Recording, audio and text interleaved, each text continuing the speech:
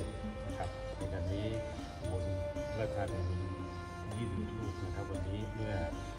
ถวายผลบุญเรื่องบุญแล้วขอความเมตตาเรื่องบุญได้โปรดอนุโมทนาและถวายเป็นพระกฐินเป็นเจ้าหน้าด้วย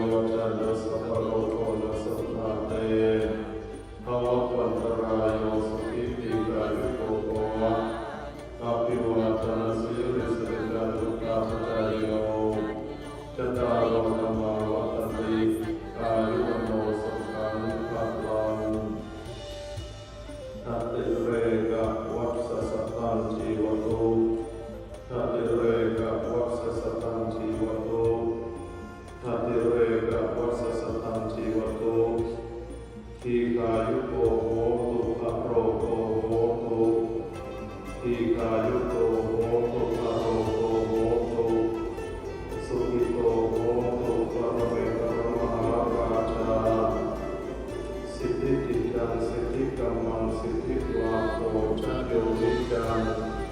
ปรเมตรมหาราชวรสัพภวตุสัพพะทาโอตถวายพระพร